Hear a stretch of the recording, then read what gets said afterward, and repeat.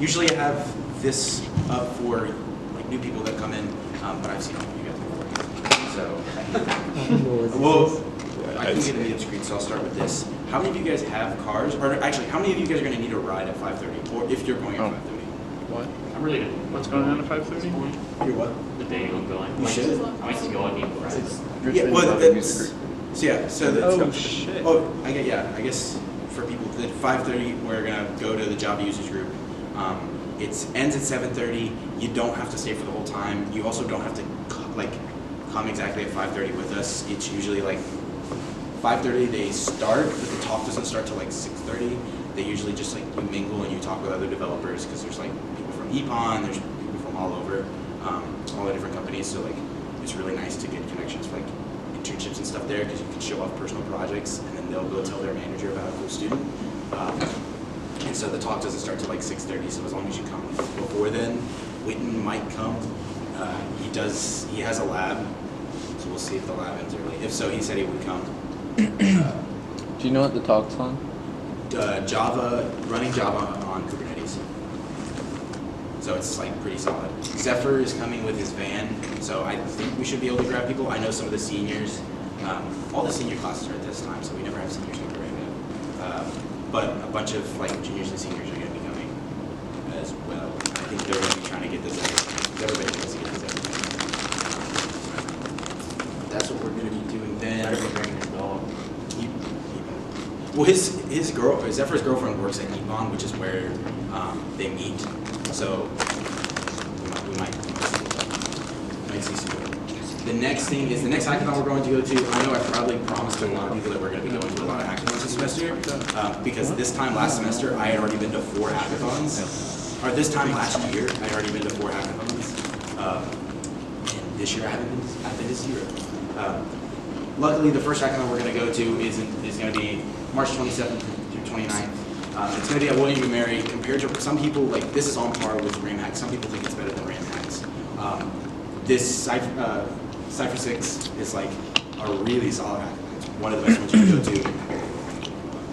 Just as a general question, have any of y'all registered for this? And if so, did you get feedback already?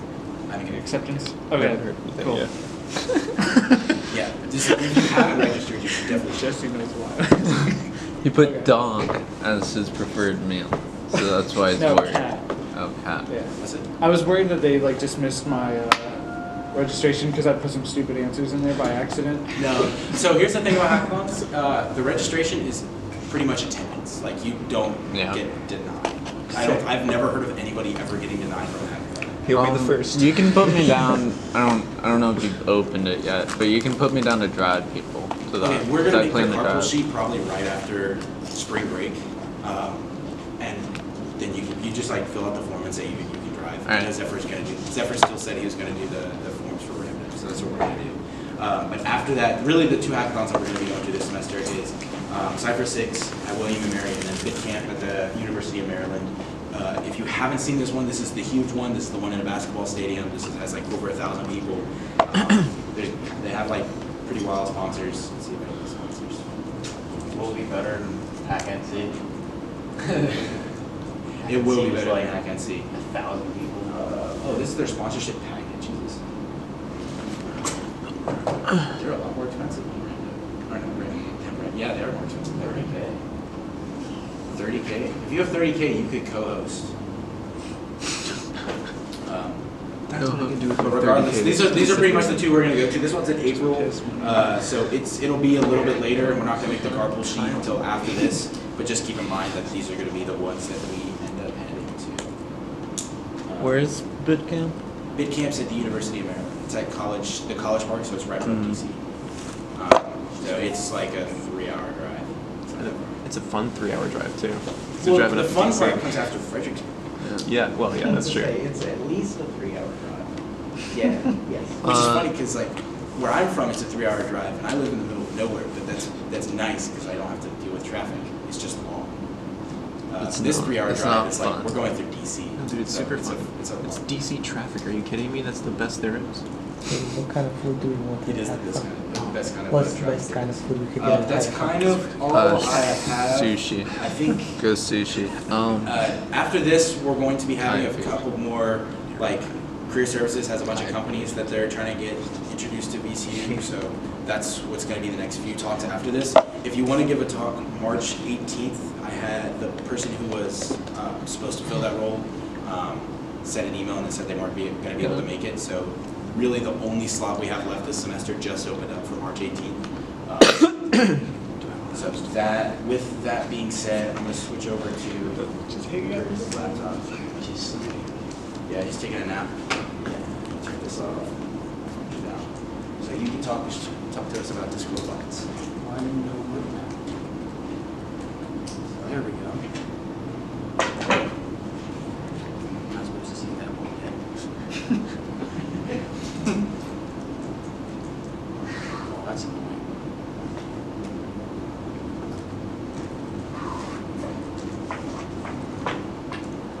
Screw you.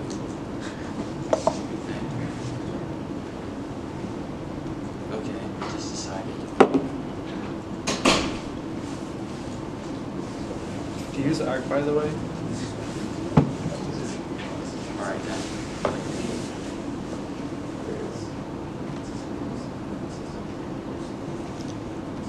Give me trouble out sometimes. Never did. Just slide on that.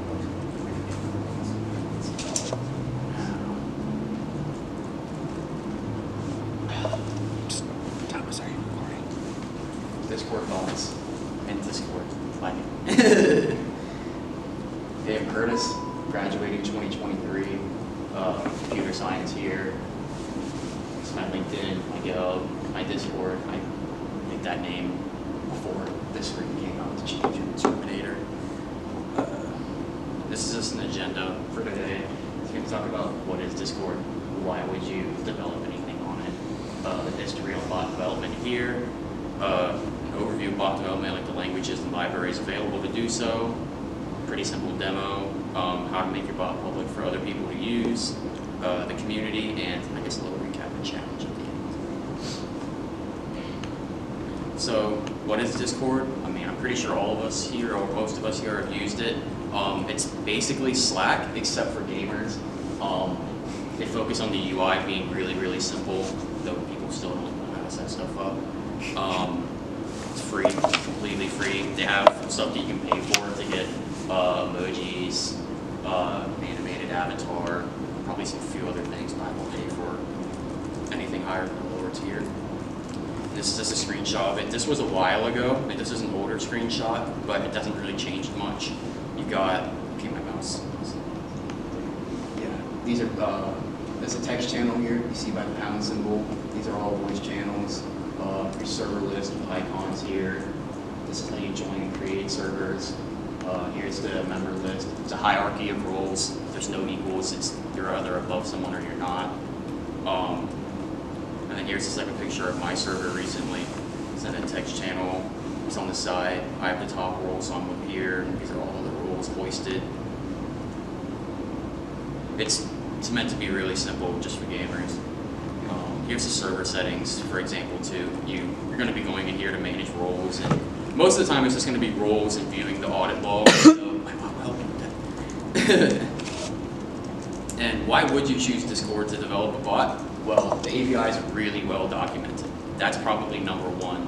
The API documentation as a GitHub repo and the Discord, people who actually work on the API documentation have the entire community working behind them, and they work to point out anything that's missing, anything that needs to be documented is documented within the first day. It's just a really good conglomeration effort, and going on that, it's a really large community. You see here, if you go to discord.gg/discord-API, that's the official, unofficial Discord API server. Like, that's where they send you on the support forums if you have any questions about bots. And discord.gg/code is the coding den. It's mainly Discord bots, but it's technically everything. There's also many libraries for, I mean, just about literally every language. There's a library for, like, a client wrapper for Discord. The API isn't really harsh on you. The rate limits are pretty hard to hit. they don't really IP ban you if you abuse anything, which they're working on that. It's completely free. You don't have to pay for any access. I'm not sure if it's free to make like a Slack bot whenever you have a paid for instance. But Discord is absolutely free. And also, it's just really easy to incorporate fundamentals that you'll need to know to get a job, such as databases for, like, you can store messages in a SQL or a SQL database. The whole gateway is based on the pub/sub design with WebSockets, so that will teach you how pub/sub works. And also, everything that you do has to be asynchronous, or else you might miss like a heartbeat, or it'll choke under the load of people using it. So, I mean, that's why you should develop bots for the platform. And for the history of Discord bots, originally there was no API that bots were supposed to be using, and bots did not exist. They were just headless user accounts, and it was technically against terms of service, but people didn't care. They could just make another account. On the right, that's just a picture of a friend of mine. That bot there, Nap's a bot. It's a bot now, but it used to be a user account. He added it as a friend, and you can't do that anymore. You can't add bots as friends because bots don't get to have friends. And the Discord devs at the time it was just Binzy. He liked the idea of bots, and they created official bot accounts, and people were still using headless user accounts for bots, like to do bot functionality, except they added an incentive in that they raised some limits, and if you're on Discord and you're sending messages and you go to 3 different servers and you send 5 messages per second, it's going to go to one server, send those 5 messages, go to the next server, send those 5 messages, and then go to the final one and send those messages. But for bots, that limit does not exist. You can send 50 messages per second on any server. That's a global limit. Application, it's really useful for bots that need a lot of developers, such as like if your token gets wiped, you can regenerate a new one. And then just recently, intents were announced, which is whenever you connect to the Discord gateway, it treats you like a user and it sends everything to you. It sends you an event whenever someone starts typing, it sends you events whenever people's game update or their activities change. It sends you everything. It's like a fire hose. And it ends up accumulating a lot of bandwidth that you could just save by saying, don't send me this. And intents are, you connect to the gateway and you say, I only want this. And then Discord doesn't fire hose you. And there's also been kind of some hate with this too. They're kind of working on it. They were released, but they're not mandated yet. That's because we're on version 6 of the Discord API, version 7 mandated. No one knows when it will come out. Discord's not really consistent with releasing new API versions. And the gateway, I just wanted to talk about how like the logic works before we get to a client, so you can at least visualize it. The first thing you got to do is you got to hit just a generic endpoint, and it'll return a WebSocket URL you got to connect to. And 99% of the time, actually, as far as I know, it's been the exact same URL every time, but they want you to hit that endpoint probably so they can investigate you if your bot's doing something dumb. But once you hit that endpoint, you initiate a WebSocket connection to the URL it's returned, and Discord sends you a hello packet and the heartbeat interval, and you have to reply on that heartbeat interval, which is usually it's like 60,000 MS. So usually about a minute later, you got to reply and you got to send an identify packet, which is your user agent and your token, and I think it's like your platform that you're using. And once that's done, you'll start receiving data, and whenever they're done streaming users, Discord servers, and just initial startup events to you, you'll receive the ready packet, which is you just continue receiving events. And you have to continue to heartbeat or else they'll kick you off. It's how they know that you're actually listening on the end of the WebSocket. And I mean, we're all here for learning how to actually make this. I mean, these are just some of the libraries that there are. These are some of the languages that there are libraries for. There's a few for Java. There's really one for Python, a few for Ruby, a few for Go, 2 for C#, and 2 main ones for Node. And the demo will be in Node today because it's just what I want to do. And let's just get into the Java libraries. There's JDA. JDA is the enterprise standard for Java bots right now. Rhythm uses it primarily, and it's in 6.5 million Discord servers. So I mean, it's pretty battle ready. Vortex, Spectra, JVs, and bots. Just a few bots that maybe eventually, if you wanted to get started with Java, for example, for Discord bots, and you can look those ones up, and you won't find Rhythm's code, but you can find those other ones. And to the right, this is an example Hello World program. All you got to do is you extend the library's event emitter or listener, create an instance of the library main, and you just have methods that get called whenever Discord sends you an event. It's like a pub sub, like I told you, you subscribe to the event and the library publishes it. Like here, it's if the event that you received is an instance of the ready event, which means that Discord sent you a ready packet and the library's given it to you, you're gonna print it's ready. And here's Java code. This barely gets updated. No one really uses this, but it's another alternative. I think it's a little bit simpler. I think it makes more sense to me, but no one uses it, and it's kind of updated, not as fast as it should be though. And now we're getting to Python. There's really only one big Python library. It's Discord Pi. Discord Pi, I'm not sure of any really massive bots that use this library. I mean, it's by far the best Python library. There's some that are on GitHub. You can find that this is the biggest one for sure. RoboDanny, Minitori, Me6 use it. Actually, Me6 is a few million Discord servers, but here's the Hello World. You import Discord, create an instance of the client, you annotate methods with the client event, and whenever it's ready, it'll call that method, or whenever there's a message, it will call that method, and it's really simple. It doesn't have anything to help you scale, and most libraries will help you.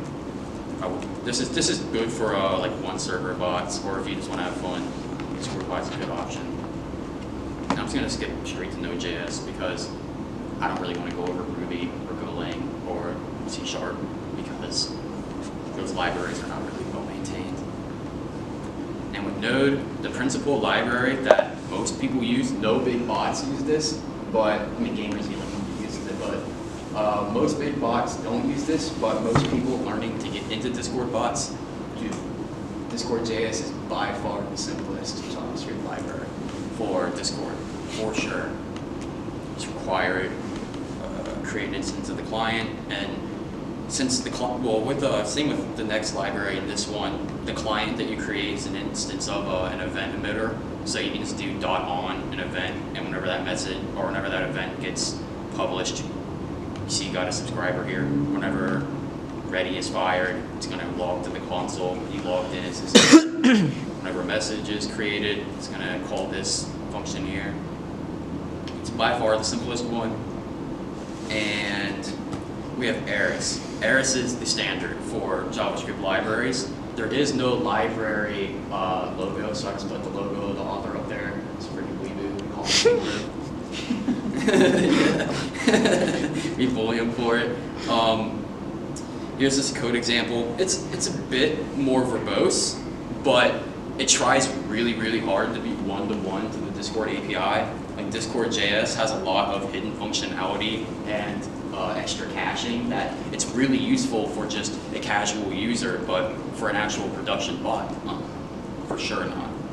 And Eris, I mean, it tries its best to be one-to-one. It doesn't even include like a sharding thing in it to help you handle lots of Discord servers, because whenever your bot hits 2,500 Discord servers, you have to connect to the gateway again with a second WebSocket saying that you want to handle different guilds. Guild is the official term for a Discord server. Well, most of us say Discord servers, because that's how you should say it as a human. And these are just some resources before we get into any kind of code demo. These ones are really important. Discord API, this is where you'll find everything with getting started with Discord bots. All the channels there are named with the actual language underscore the library name. So Eris is JS underscore Eris. Discord Pi is Pi underscore Discord Pi. You go in there, and in the channel topics, there'll be guides on how to get started, some documentation. Discord Pi definitely has the best documentation of all the libs, though, for sure.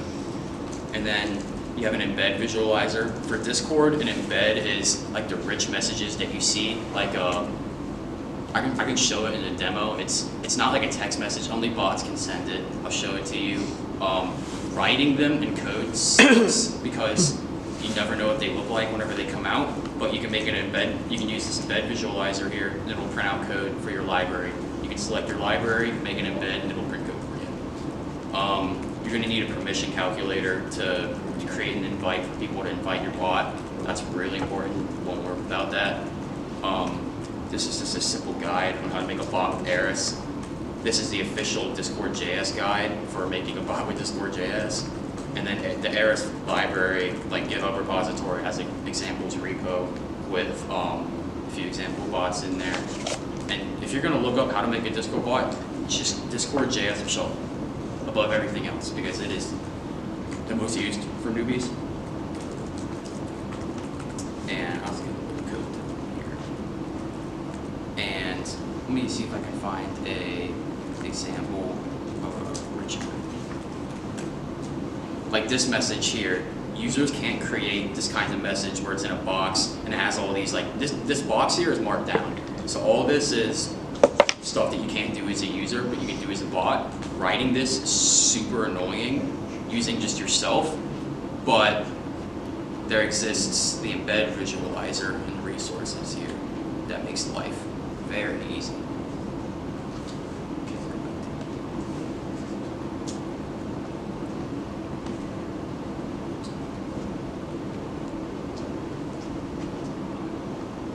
So this is the example embed that it would have.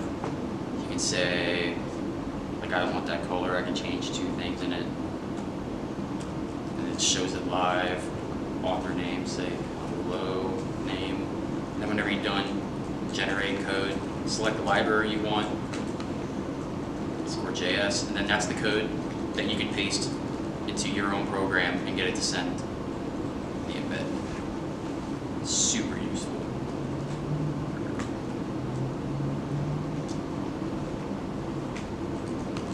And the permission calculator here, each one of these permissions, I'd like to think they're pretty self-explanatory. Yeah, I'll show you how to make a bot before I change to a demo.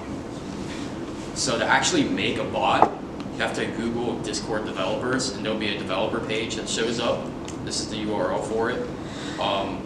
Teams and applications. To actually make a bot, you click new application, you name it hello or whatever you want for it. And at this point, it's just an auth application. It's not technically a bot. So you got to go to the bot tab, and you got to click add a bot, and that'll actually give it life on Discord for you to be able to buy it, create it. And clearly, too many people are named hello on Discord, so I can't do that.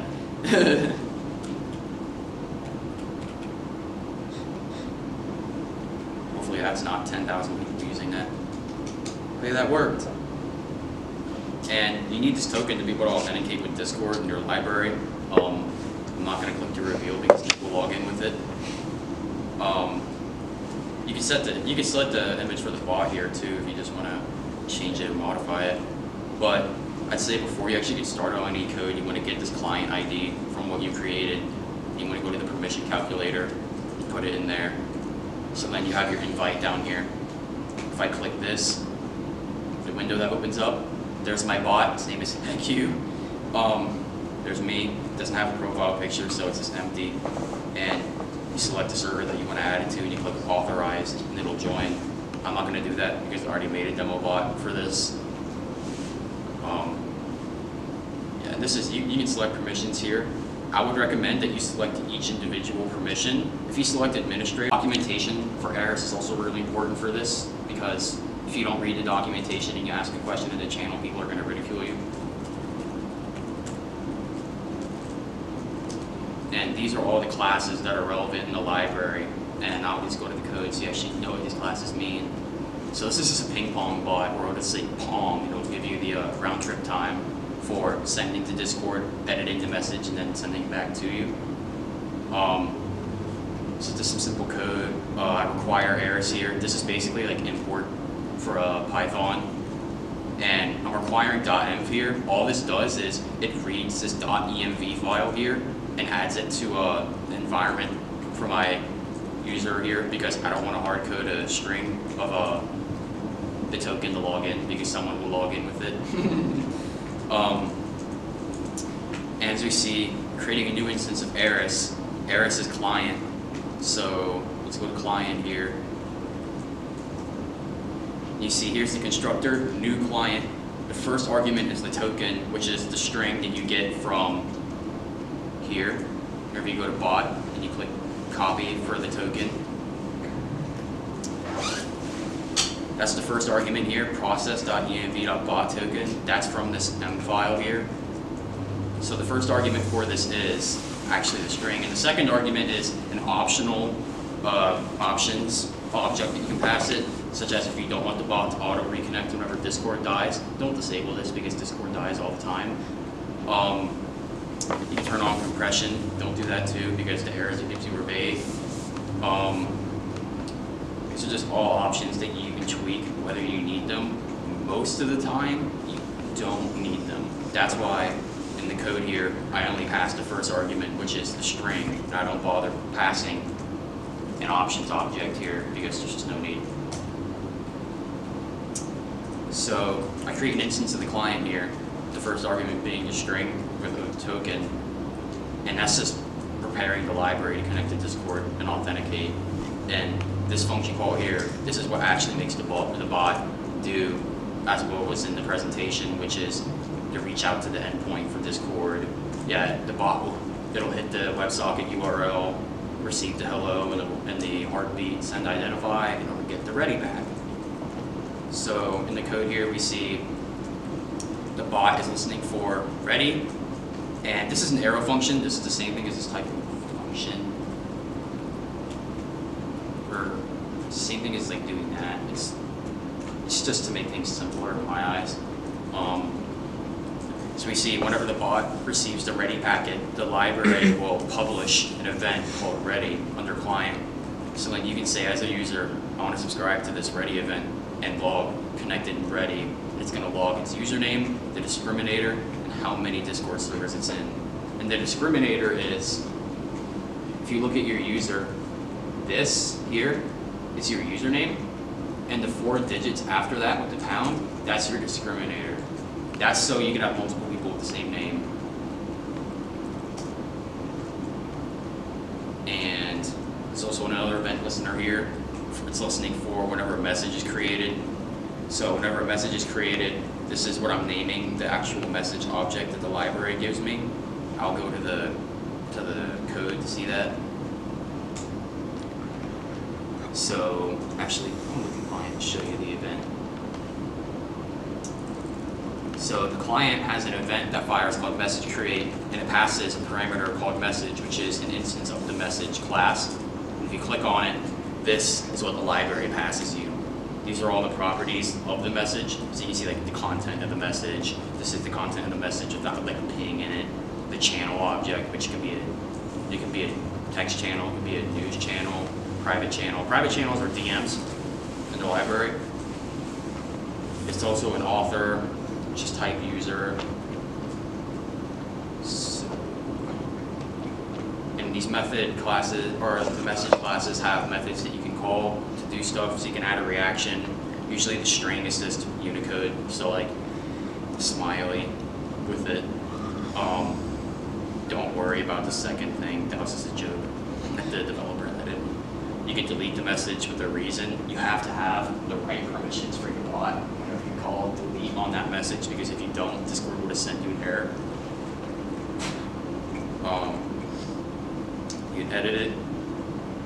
These are all just optional things you don't really need. Wait, can you edit people that aren't your own message, or can you edit your... No. Okay, I was going to say I didn't think they had that as a feature. That would be brutal. You can get all the reactions from a message. These are just individual reaction fetching. You can pin the message, which is added up here if it's important. Remove a reaction by a single reaction at a time instead of everything. So if you call this, it removes all the reactions. This just removes one. Then you can unpin it. So let's go to the code here. I'm going to add a console log on the message so you can see exactly what I was talking about. And I'm just going to explain this as best as I can. This is whenever message create gets called, it's going to take the current time. It's going to get a date object for the current time that the code is called, and it's going to convert it to milliseconds since the Unix epoch. And if the message is exclamation mark ping, so if the content of the message is only exclamation mark ping, nothing else, it's just that, then it's going to get, this is the message object, and then it's going to get the channel object from it. It's a property called channel, and that channel object, depending on what channel it is, so if I go down here to text channel, which is what's going to be returned, you can see here's all the properties for it: name, NSFW, messages that are cached, create message here. So in the code, message, instance of the message that you get from Discord, .channel will give you this class here, .create message. And you can do the content as a string, or you can pass a file as a second argument. And you don't have to do create message on the channel object. You can do bot.create message and pass the ID of the channel that you want to send the message to. So I could do, like right here, I could do bot.create message, and then the first argument would be the channel ID, which to get an ID of a channel or a user, you have to enable developer settings, and it's been a long time since I've done that. So it's right here in appearance at the very bottom. Developer mode, and it doesn't screw with your client or anything, it just lets you copy IDs. So like this channel here, I can copy its ID and represent it in code. I could do bot.create message. And the first argument would be the channel ID, and then the second argument, you can see right here, it helps with you, VS Code. The first argument is going to be your content, which one of them has to be, like a property of the content has to be the channel ID. I don't remember what it is. I never use bot.create message. I don't recommend you do either. And so whenever it's ping, it's going to create the message, it's going to say pong. And this dot then here, all it means is whenever you run create message, you get a promise back. And a promise in JavaScript is, it's a promise for the language to return something at a later date. Because sending a message to Discord takes time. And if you waited to actually send this message and you didn't basically if you don't wait correctly, then it'll hold the thread and then nothing will work. So it's a promise to get something back later. So you create a message, then E right here is an instance of the message that's created. See right here, it says it returns a promise with the message that you created. And you can say message, this is the instance of the message, .edit, done. Round trip time is get the current date after the message was created, and then subtract the initial time from it. So I can run this.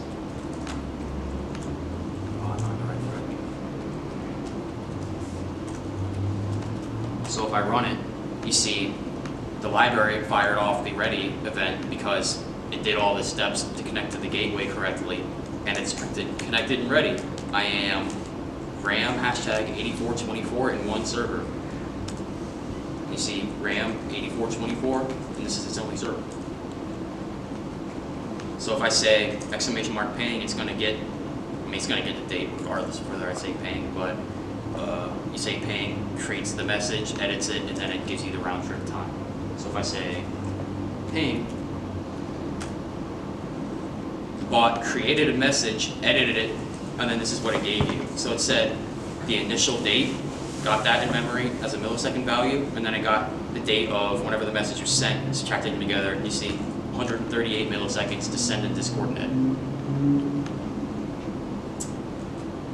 That's just a really, really simple ping-pong example. I have two others here. And as you see, I've logged the instance of the message. See, message was the class, and you have your ID, your type. This type here, a lot of this, you're gonna have to read from the actual documentation from Discord, like type 0, that means it's text channel. You'll have to read the documentation to learn that, but that's a good thing to read documentation. And this is the timestamp. This is milliseconds since the Unix epoch.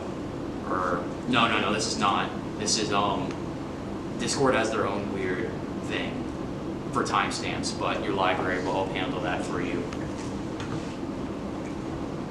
As you see, the message has a channel attached to it, and the channel has a guild attached to it. And you can see the name is ramdev. of the roles, the members, the channels, the voice states. A voice state is just all the people who are in a voice channel and conglomerates it all for you. So let's move on to, what do you want first, a Reddit bot or a Chuck Norris bot? Chuck Norris. Rorqual bot. Nah, he spoke first, man. He doesn't know about it. He doesn't know about it. So now we're in the Chuck Norris bot. This one's a bit more complex.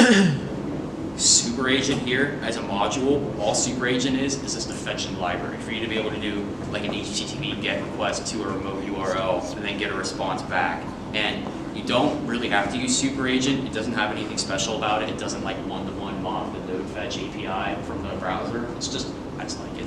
Does it support promises? Oh, yes. It Yes. does. Okay. Yeah. That's more than requests does. It's complete. Well, requests You is can use request deprecated. promise. Well, requests is deprecated and 48,000 modules use it. So it's very bad. So you see it's the same thing here with the ready event, except this time it's a little different. You still got ping here, and it says else if the message content is Chuck, it's gonna get Super Agent, it's gonna get a GET request to this API here, which it's literally just an API. It returns a message and click on it because it's GET, my browser will return it.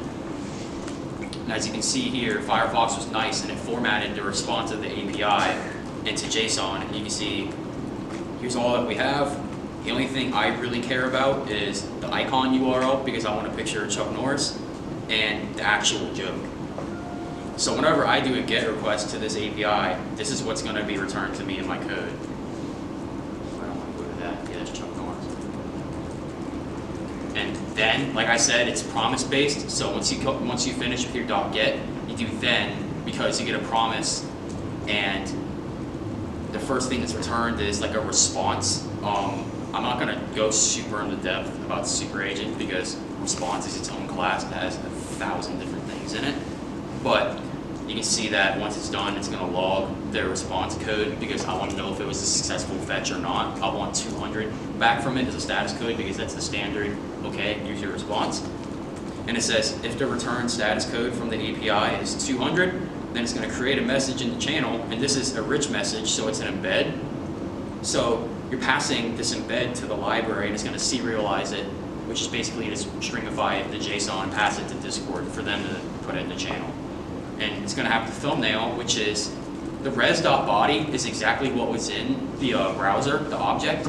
So this object .icon URL, and you see right there the icon URL, and the description of the message is going to be joke. And all .catch does is if the promise has an error, it'll just catch it for you. Let's run this. So you see it's ready, connected to the Discord gateway, it's just fine. So if I say !Chuck, there's your Chuck Norris joke. You got a picture of Chuck Norris and the description of the embed. And you can specify a color and change it on the side. I mean, this is the simplest embed that you can have. Normally they're extremely complex. That's why you use the visualizer. And if I go to code, you see it printed, the response, it's full. I don't really care about that. I just want the actual HTTP status code at the top. So big.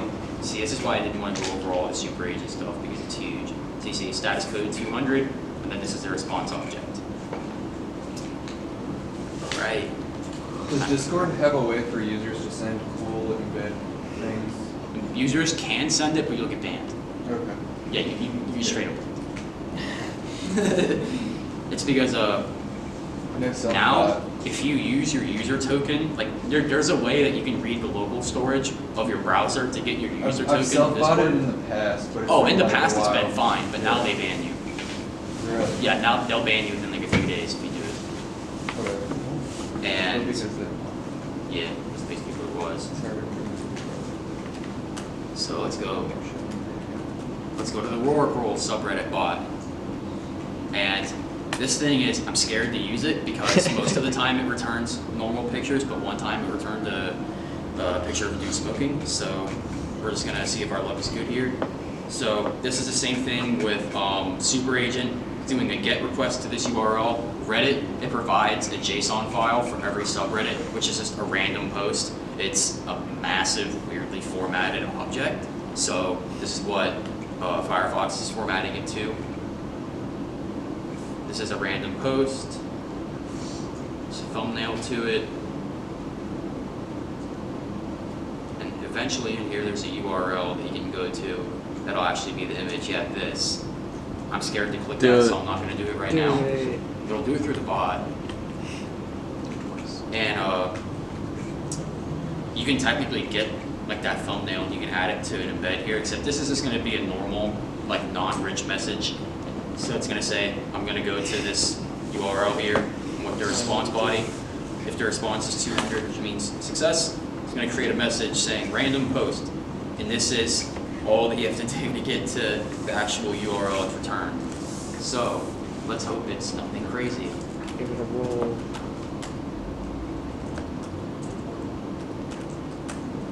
I hope I don't regret this. Unless it's going to error. Oh, am I running the wrong one? There it is. That does not look like a roar roll, but it's not bad, so it's okay. Yeah, normally you use an actual library to pull stuff from Reddit because random.json is completely not reliable. But I mean, it's just an example that you can fetch stuff from a remote source and you can send it in chat and be fine. What's up? I mean, couldn't you just, are you able to just fetch like videos only? Because that's a workaround at the bottom, but they're just pictures on that Reddit sometimes. Well, I mean, that was the Reddit post. The picture on the Reddit post. Yeah, I know, but like, are you able to like only fetch GIFs or videos with this? You fetch anything that they're willing to give you. It's just a GET request. Anything that they provide, you can do whatever you want with it. But you can like filter for specific. And I was like, gonna, GIFs. well, you can, but except you're gonna want to actually use a library that actually works with the Reddit API. This is no authentication, no nothing. This is like fake. I was gonna have a demo for like a music bot, except, I mean, this library makes it really easy to do so, but one of the modules that's required is FFmpeg that's compiled with HTTPS support, and those are in none of your package repos. So, I mean, I couldn't find it either to build it. It's hard. So no music bot for that, but I can code something here. What do you guys want to see in any code demo? Lasers. I mean, that's not wrong. I'd like to see that. Can make it ban someone if it says so. Alright, then I'll move on. Ping the bot to get banned. Well, it's not in the same server with you. Yeah. So they would fight for police for hierarchy. I made a bot that every second that moved my friend to another voice chat because he's being annoying.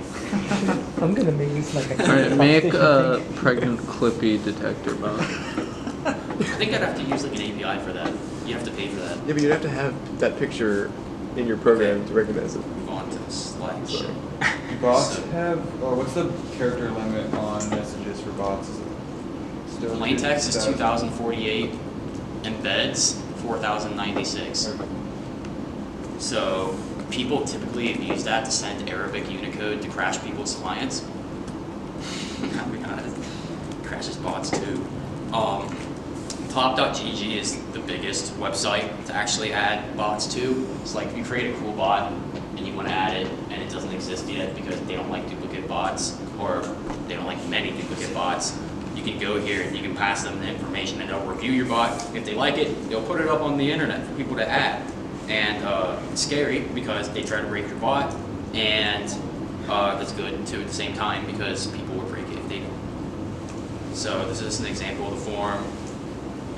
You give it your client ID, which you get from the developer's page. You select the library that you used. In this case, it'd be Eris. You do the prefix because every command has to have a prefix, or else you're going to end up replying to people when they don't want your bot to reply in the first place. And you got to write a description, give an HTML description or markdown, tags like logging, moderation, utility, things like that. If you have a website for it, like a dashboard here, if it's open source here, so if you have a support server, you can give it the short code to join it. Other people who work on it, example servers that it's in, invite URL for it. Pretty simple for that. I don't even know what I have for the next slide. That was not it. Yeah, this was just a challenge just to make a music bot. The hardest part about that would be getting FFmpeg with HTTPS support, but it's really cool to be able to say, play this URL, and it joins the Discord channel, and it does a fetch to YouTube, gets the long URL and plays it to you. You can very much do it. You need to use a module called YouTube DL for it. I think that's what I have for now. I was gonna see if you want me to code anything and give a question. Anything like that. What's Discord's thoughts on TOS? I'm just going to use this bot to bridge to. They don't care about that. Okay. It's really simple. It's just don't steal people's information when you don't need to. That's why intents are coming out. With intents, right now, whenever you connect to the Discord gateway, once you identify, they stream every Discord member in chunks of 1,500 to you. Like every Discord server, it'll stream all those members to you in chunks of 1,500, and that uses a ton of bandwidth. So intents, they're making that restricted. You have to whitelist to get members now. That's gonna really hurt my bot.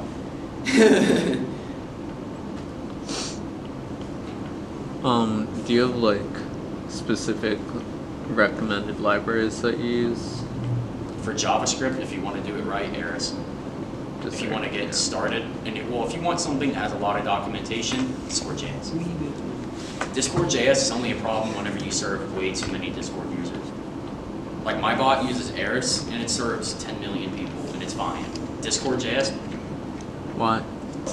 because it has a lot of caching in it that's not needed, and the sharder in it has a thing where basically once you hit 2,500 people, you have to create another instance of your bot. I mean, I have to explain sharding for that. If your bot's small, you don't have to pass sharding information to the gateway, but once it's big, they'll disconnect you if you don't say. Basically, every 2,500 Discord servers is like a shard, but you can split it up by manually if you know what you're doing. But it goes from 0 to whatever, however many 2,500s that you have. So I did it myself. I'm in 40,000 Discord servers, and I want 1,000 Discord servers per shard. So I say, I want my sharder to create 8 processes with 5 shards each. So each shard on each process has to say, okay, in identify, I want these range of servers. And it's not like a string, I mean, it's not like an array of like 1,000 Discord server IDs. You just say like, it's like some weird bitwise math. I didn't make it, but it's some weird stuff to shard for it. Discord.js has a sharder built in, except it creates 1 process per shard, and that ends up having a ton of overhead, and it just murders your machine. But with Eris, there isn't a sharder. So you have to make it yourself, or you have to use a community effort one in Discord. So, Are you familiar with IRC? yes. How does Discord compare to IRC as someone who doesn't use a lot of chat clients? Feature rich has moderation. That's probably the difference. IRC is really simple. It's just like, it's almost like if you created a WebSocket between each other and you sent raw messages. Right. Discord is not like that. I'll pull it up. This is, you have all these different channels that you can go to easily. My server. These are different channels, different people are talking. You have roles, like this is a role here. Different colors. You see you have fancy messages here. You can add reactions, like as a spinning ball for some reason. It's just a lot more complex. And that's a function of the API. They handle all this for you. Like they host everything. You don't host any Discord server, though you can make them, they'll host it for you and you just manage it. Like this server here, this is not running on like the physical machine that I have access to. This is just, I said, down here, create a Discord server, and then I created it. It has like native support for community and more advanced integration. It also has webhooks. Webhooks are really big. Anything that works in Slack will work in Discord because they have a Slack webhook for it. That's some really fun stuff. Like with Discord for where is it? Updates. Webhooks. I get GitHub webhook pushes here. That's probably gonna be some dumb commit message in there, so I'll get away from that. But this superseded Skype, TeamSpeak. I think Matrix is trying to take over it. But Discord is kind of still going. They're not the best with privacy. They're trying their best. They refuse to implement end-to-end encryption, which that's a big thing. And then someone found out how to abuse their login API that they're changing. And a website called this.pool exists. I don't know if it still works. Yeah, here, all this is it's like several thousand user bots joining your servers and getting all your information and putting it here, which is so shitty. Like, yeah, see, they got taken down, thankfully. Someone reported their server to OVH, but I'd be able to go to the user screen and I'd be able to say, look up James Bond, and it'd show all the servers in it. So, I mean, it's pretty crappy. But. Can two people implement their own encryption through Discord? No? I mean, you can send a message that's encrypted, and then like a bot can send it to you in your DM decrypted or something. But If you have a client that provides TOS, yes. So the TOS says you can't encrypt it? The Oh, you can TOS says encrypt you stuff. can't have a custom client. oh, you can't have a custom client, no, but they What if do you had a exist. custom client, you could implement encryption. They do exist. Uh, Oh, that's not it. Because I've used Pigeon for various chat clients, and there's OTR encryption available in the client that'll just encrypt. No, they don't, they want your data. That's what they make them. Okay, Oh, as a bot developer, they make you encrypt user identifiable information and messages. Like my bot, it's a really big logging bot, and I encrypt user IDs, message content, names. I encrypt it all because they will never enforce it. They'll never like audit you and say, show us your database, but just, it's not that much extra effort.